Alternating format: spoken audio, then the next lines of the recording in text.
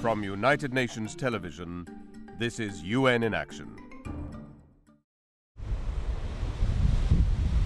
Senegal, a West African country, now says it wants to end female genital mutilation, or cutting, by 2015.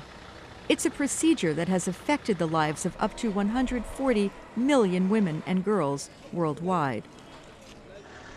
17-year-old Jalima Cisse, who lives in Tambacounda, a village in the south, is one of them.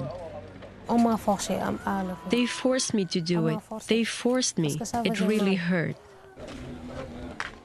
Jalima's pain came from having her clitoris removed when she was only 7 years old, during a traditional cutting ceremony.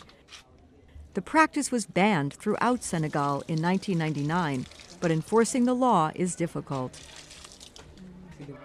Kani Choban, Jalima's paternal grandmother, secretly arranged her cutting following the custom of her tribe.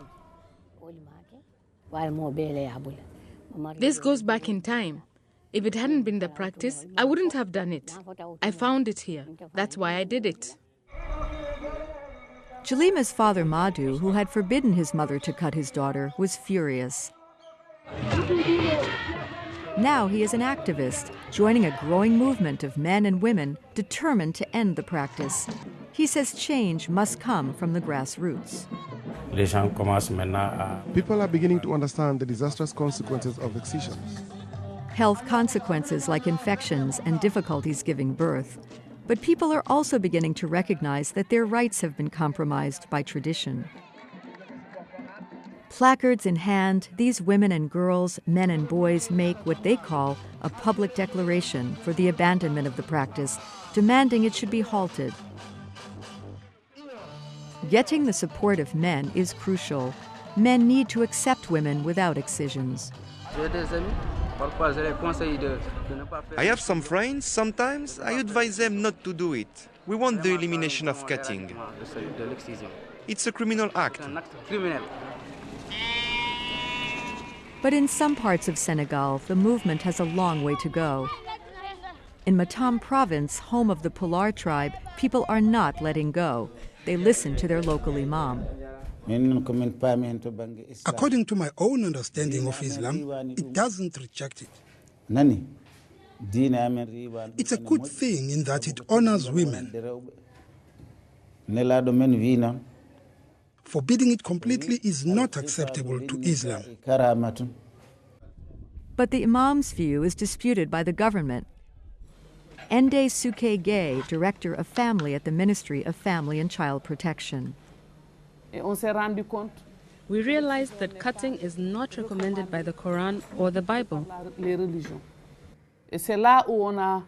And that's when we formed partnerships and made a decision about the law.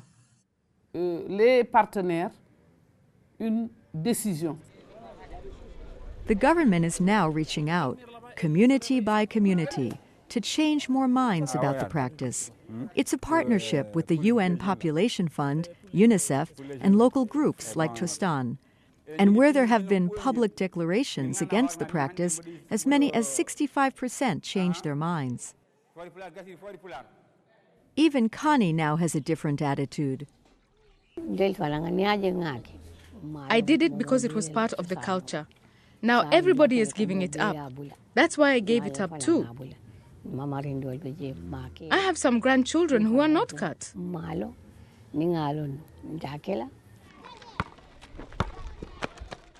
Meanwhile, Jalima appears well-adjusted in spite of what she endured.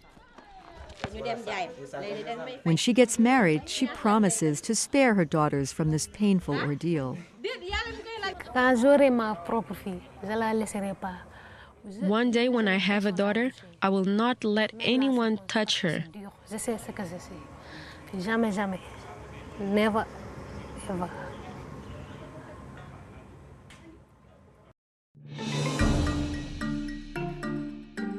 This report was prepared by Mary Ferreira for the United Nations.